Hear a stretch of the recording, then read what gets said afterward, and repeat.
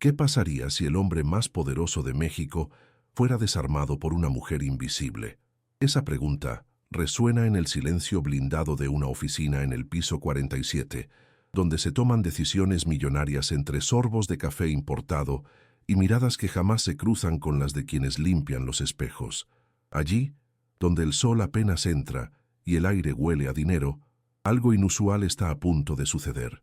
Afuera, la Ciudad de México late con su caos apasionado, pero ahí dentro, todo es cálculo, control y estatus, hasta que una frase en árabe, un enigma, flota en el aire como un fantasma indeseado, y nadie, absolutamente nadie en ese salón de vidrio sabe lo que dice. Nadie, excepto la mujer que carga un balde y un trapo. Si estás viendo esta historia, comenta aquí desde qué parte de México o del mundo la ves. Y si puedes, suscríbete al canal para ver más historias que te hagan sentir. Mientras los ejecutivos se miran entre sí, nerviosos, buscando a alguien que traduzca esas palabras indescifrables, una voz inesperada se alza. Suave pero firme, viene desde cerca de la ventana, donde una mujer sencilla, con uniforme gris y el cabello recogido con un pañuelo floreado, sigue limpiando el vidrio como si el mundo no la estuviera mirando. No mira a nadie cuando habla, solo traduce. El verdadero valor de un hombre está en lo que da, no en lo que posee. Un silencio cortante invade el ambiente. Sebastián Orellana, el CEO imbatible, se congela por un segundo. Su carcajada, que estaba a punto de salir, muere en su garganta. Por primera vez en mucho tiempo no tiene respuesta. Sebastián Orellana era el tipo de hombre que hacía que el elevador se detuviera en el piso equivocado solo para no compartir espacio con nadie. A sus 43 años, era el CEO de la empresa de software más valorada de América Latina, portada constante de revistas de negocios, ejemplo de eficiencia y frialdad. Tenía una oficina sobria, en tonos grises y negros, donde cada detalle reflejaba su gusto por el control y el lujo. Su traje era hecho a medida, sus zapatos brillaban como espejos, y su reloj suizo costaba más que el salario anual de cualquier empleado de limpieza. Caminaba como quien no necesita pedir permiso. El mundo, para Sebastián, era una hoja de cálculo, y las personas, meros datos estadísticos. Por fuera, era una fortaleza, culto, trilingüe, sofisticado. Tenía respuestas para todo, menos para el vacío que lo acompañaba incluso después de cerrar los contratos más grandes. Tenía autos, apartamentos, premios, pero ningún recuerdo afectivo que le provocara una sonrisa genuina. Su vida personal era un desierto emocional, habitado solo por recuerdos de un padre severo que le enseñó que la debilidad era inaceptable y que la gentileza era una pérdida de tiempo. Por eso, jamás demostraba sentimientos, jamás agradecía, jamás dudaba. Era respetado, pero no amado, admirado, pero nunca escuchado con cariño, solo, incluso rodeado de poder. En los pasillos de la torre, los empleados lo evitaban por miedo a equivocarse frente a él. Nadie se atrevía a contradecirlo. Sebastián se había convertido en una leyenda viviente de eficacia empresarial, pero en el fondo era un hombre agotado de su propia armadura. Desconfiaba del afecto y despreciaba a quien necesitaba ayuda. Para él todo era una cuestión de mérito. Quien no ascendía en la vida no lo merecía, y por eso no veía la humanidad en las personas sencillas. Hasta ese día, hasta esa voz, hasta esa mujer que, sin saberlo, sería la primera en atravesar su muro de hielo. Alma Reyes conocía cada rincón de ese edificio como las líneas de su propia mano. Era como si fuera invisible, deslizándose por los pasillos con su carrito de limpieza, sus audífonos y su dignidad intacta. Viuda desde los 30 años, criaba sola a una hija con discapacidad auditiva y, aunque trabajaba en silencio, llevaba un mundo entero dentro de sí. Hablaba francés, árabe e inglés con la fluidez de quien aprendió sola, escuchando radios internacionales mientras enceraba pisos. Sus ojos verdes, intensos, contrastaban con el uniforme desgastado, y su postura, siempre firme, revelaba una fuerza que no dependía del estatus. Ese día, Alma entró a la sala de juntas con la misma discreción de siempre.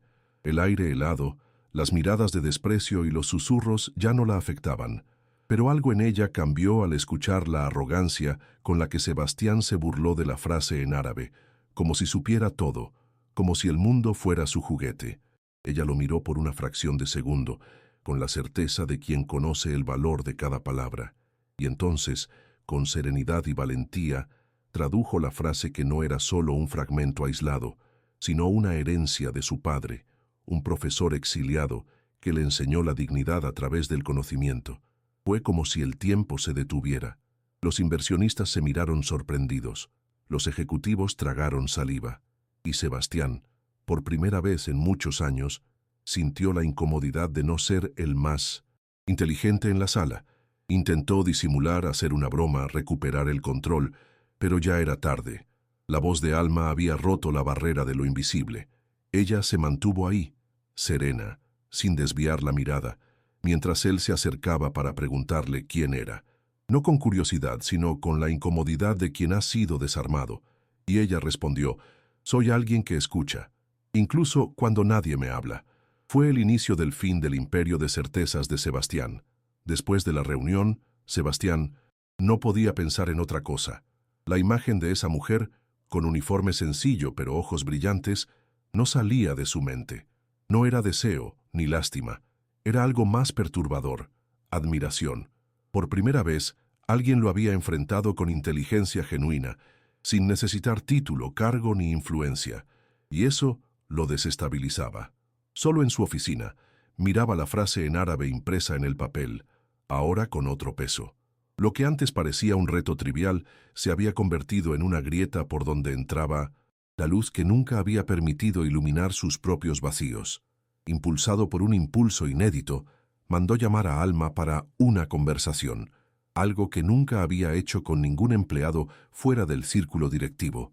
Ella dudó al recibir el mensaje, desconfiando de las intenciones, pero pensó en su hija y decidió ir. Cuando entró a la sala, no agachó el cuerpo, no bajó la mirada.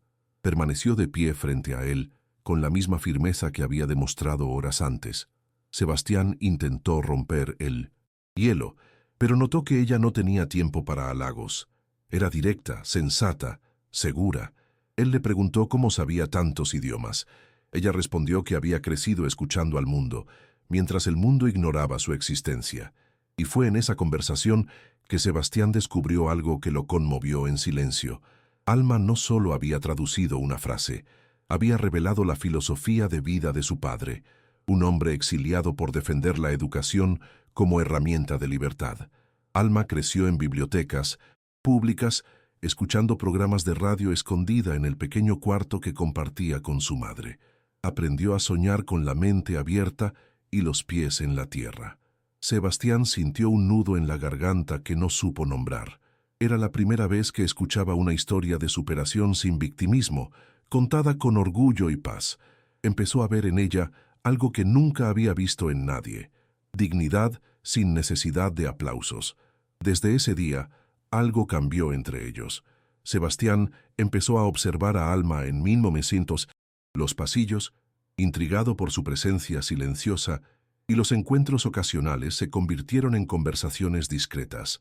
Pero el mundo a su alrededor no tardó en notarlo. Los directores comenzaron a murmurar, burlándose de la atención que el CEO le daba a una empleada de limpieza. El rumor se esparció como pólvora entre las paredes de vidrio de la torre, contaminando el aire con prejuicio. Sebastián, acostumbrado a controlar todo, se vio presionado por un tipo de juicio para el que no estaba preparado: el social. La élite que antes lo reverenciaba ahora lo cuestionaba con sonrisas sarcásticas y miradas sesgadas. Alma, por su parte, sintió el peso de la exposición. Comenzaron a tratarla con desdén, como si hubiera hecho algo mal por tener conocimiento. Sus compañeros de limpieza la miraban con distancia, los ejecutivos con desprecio. Pocos días después, fue suspendida bajo la acusación de romper el protocolo, sin ninguna explicación plausible. En casa, trató de ocultar a su hija lo que estaba pasando, pero el dolor era evidente. No lloraba por haber perdido el trabajo, sino por la injusticia. Nunca pidió nada, nunca esperó reconocimiento, solo respeto. Y ahora, Pagaba caro por haber osado existir más allá de lo que esperaban de ella. Sebastián, al enterarse de la suspensión, sintió algo que desconocía: culpa. Se sentía responsable por esa violencia invisible, por la forma en que el sistema que él mismo ayudaba a sostener aplastaba a quienes se atrevían a destacar fuera de la burbuja. Por primera vez enfrentaba el dilema entre preservar su imagen o actuar con verdad. Pensó en su padre, en la rigidez que heredó, y comprendió que se había convertido en una continuación de todo lo que siempre odió. La arrogancia, antes escudo, ahora le daba vergüenza.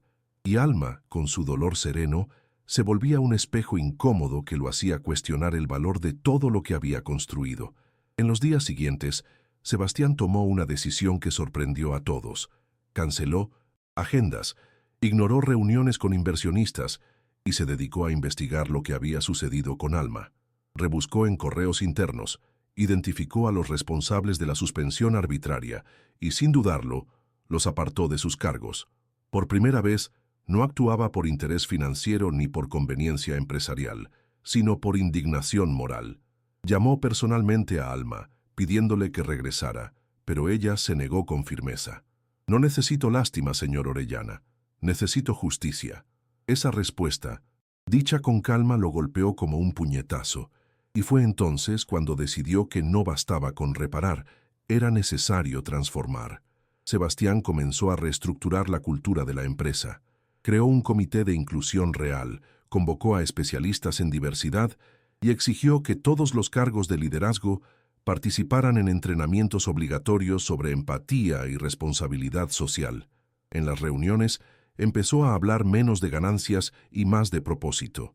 Pero eso no era solo para los demás. Era para él también. Inició un proceso silencioso de reconexión con sus propias raíces, revisitando cartas antiguas de su madre y escuchando grabaciones de su padre, donde percibió rastros del afecto que nunca fue demostrado en vida. Por primera vez, se permitía sentir sin vergüenza. Convencido de que necesitaba hacer más, Sebastián creó un nuevo proyecto dentro de la empresa, una fundación dedicada a la formación de traductores y educadores en comunidades marginadas. Y para liderar ese proyecto, solo tenía un nombre en mente. Fue personalmente a la casa de Alma, en un barrio modesto de la Ciudad de México, y frente a ella y su hija dijo: «No es caridad, es reconocimiento, y es solo el comienzo». Alma lo observó en silencio, y por un instante vio algo nuevo en sus ojos: humildad. Aceptó, no por el cargo ni por el salario, sino por la oportunidad de abrir puertas para otros que, como ella, nunca tuvieron voz. En el auge del proyecto, durante una visita a una comunidad rural en 1909, el estado de Oaxaca, Alma recibió una carta inesperada. Era de la universidad donde su padre había enseñado antes del exilio, informando que su legado intelectual estaba siendo reconocido oficialmente con una conferencia en su memoria. La noticia llegó un día cualquiera, pero se transformó en un evento simbólico. Ella descubrió que no solo estaba representando su propia historia, sino rescatando el impacto de alguien que nunca dejó de enseñar, incluso en silencio. Ese reconocimiento trajo a la superficie una fuerza ancestral, el conocimiento como herencia, no como mercancía. Sebastián, al saber de la carta, quiso celebrar el momento con Alma de forma pública. En medio de las negociaciones para lanzar el curso de la fundación en las regiones más desfavorecidas, propuso un evento sorpresa: invitar a los antiguos alumnos de su padre, ahora adultos que lideraban proyectos de inclusión, para testimoniar su liderazgo. Cuando los exuberantes pasillos corporativos de la Ciudad de México se llenaron con voces que seguían la misión de su padre, el ambiente lujoso se disolvió en emoción auténtica. Los ejecutivos, incómodos al principio, vieron ahí algo más grande que prestación de servicios. Vieron dignidad, propósito real y una red que se extendía más allá de cifras y contratos. Y en ese escenario inesperado, una revelación sacudió todo. La frase que Alma había traducido: «El verdadero valor de un hombre está en lo que da, no en lo que posee», era, en realidad, una versión resumida de una cita de un pensador árabe poco conocido que su padre admiraba. Esa conexión simbólica entre culturas y generaciones reveló que la sabiduría que encendió aquel cambio no fue casualidad, sino destino. Alma y Sebastián descubrieron que pertenecían a un continuum de transformación que trascendía clases sociales y geografías. Lo que antes era un momento de reconocimiento individual se convirtió en una redención colectiva. El auditorio de la conferencia internacional estaba lleno. Empresarios, periodistas, estudiantes y traductores de todo el mundo esperaban la presentación principal de la noche. Sebastián, vestido como siempre con elegancia impecable, subió al escenario no como el CEO infalible, sino como un hombre transformado. Había un peso en su mirada, pero también una ligereza. Comenzó el discurso hablando sobre innovación, pero pronto se desvió del guión ensayado. Hizo una pausa, miró a Alma, sentada en la primera fila con su hija al lado, y dijo: «Hoy no voy a hablar de tecnología, hoy voy a hablar de humildad y de cómo una mujer me enseñó a ser humano». Invitó a Alma al escenario. Ella dudó, pero se levantó bajo aplausos tímidos que pronto se convirtieron en ovación. Frente a todos, Sebastián le entregó un texto con fragmentos en 5 idiomas diferentes. «¿Podrías traducirlo para nosotros?», preguntó con la voz entrecortada. Alma respiró hondo, sonrió y comenzó la traducción con la firmeza de quien sabe exactamente lo que está haciendo. Su voz resonó clara, hermosa, desafiante, y cada palabra parecía lavar años de invisibilidad. Al terminar, Sebastián la miró a los ojos y, con lágrimas contenidas, declaró: «Aprendí más en 1 minuto contigo que en años de universidad». Todo el auditorio se puso de pie. No por ella ser una empleada de limpieza, no por él ser un CEO multimillonario, sino porque juntos habían roto la lógica fría del mundo corporativo. La hija de Alma, emocionada, se acercó y con su pequeña mano hizo la seña de orgullo en lengua de señas. Sebastián se arrodilló para mirarla a los ojos y respondió con la misma seña que había aprendido con Alma en las últimas semanas.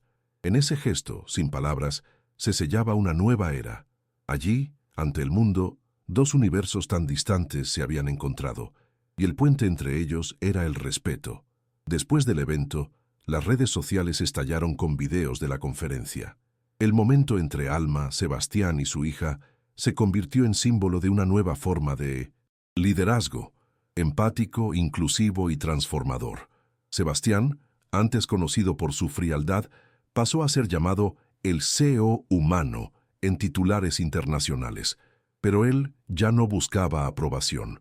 Su enfoque estaba en la fundación, ahora oficialmente activa en 10 estados mexicanos, con programas de becas, talleres de idiomas e impulso a la educación popular. Alma, como directora del proyecto, coordinaba todo con la misma dedicación que antes aplicaba al limpiar vidrios, solo que ahora limpiaba las lentes sociales de la ignorancia y el prejuicio. Con el nuevo salario y reconocimiento, Alma logró inscribir a su hija en una escuela especializada de altísima calidad, con profesionales capacitados e infraestructura adecuada. La niña, antes retraída, ahora participaba en obras de teatro, talleres de arte y actividades con otros niños sordos, desarrollando no solo la comunicación, sino también la autoestima. Alma reformó su casa, compró libros nuevos, viajó para dar conferencias y por fin logró tener tiempo para escribir, algo que siempre había soñado. Publicó artículos sobre inclusión lingüística en revistas académicas y fue invitada a dar charlas en universidades. Su inteligencia, antes silenciada, ahora resonaba en auditorios llenos. Sebastián, por su parte, cambió completamente su forma de gestionar. Promovió a empleados que antes eran ignorados, escuchó historias de vida de cada área de la empresa e implementó horarios flexibles para madres solteras. Comenzó a ser mentor de jóvenes de zonas periféricas en programas de tecnología, abriendo puertas a talentos olvidados. En entrevistas se negaba a hablar de ganancias y prefería destacar historias como la de Alma, diciendo: «Ella no me salvó de un fracaso financiero, me salvó de mí mismo». La torre de vidrio seguía en pie sobre Paseo de la Reforma, pero ahora reflejaba más que poder, reflejaba conciencia. Y todo comenzó con una frase y con una mujer que se atrevió a traducir lo que nadie quería escuchar. 3 años. Después, El mundo presenciaba un momento histórico. Alma Reyes, ahora reconocida internacionalmente, subía al escenario de la ONU para una ponencia sobre inclusión lingüística y acceso al conocimiento en comunidades marginadas. Su discurso, cargado de emoción y precisión, era traducido en vivo por su propia hija, ahora de 12 años, que se comunicaba con fluidez en lengua de señas mexicana y español. En el público, Sebastián Orellana observaba en silencio, con los ojos llenos de lágrimas, el legado que había ayudado a fortalecer. En la pantalla detrás de ellas se proyectaba la frase que lo inició todo. El verdadero valor de un hombre está en lo que da, no en lo que posee. Ya no era solo una cita, era ahora una verdad viva, enseñada al mundo por dos mujeres que se negaron a ser invisibles. Si esta historia te emocionó, deja un corazoncito aquí abajo. ¿Alguna vez ayudaste a alguien sin pedir nada a cambio? ¿Crees que el respeto nace del reconocimiento y no del poder? Like si crees en el valor de la dignidad. Suscríbete para más historias que devuelven la fe en la humanidad. Comenta, ¿qué frase te marcó para siempre?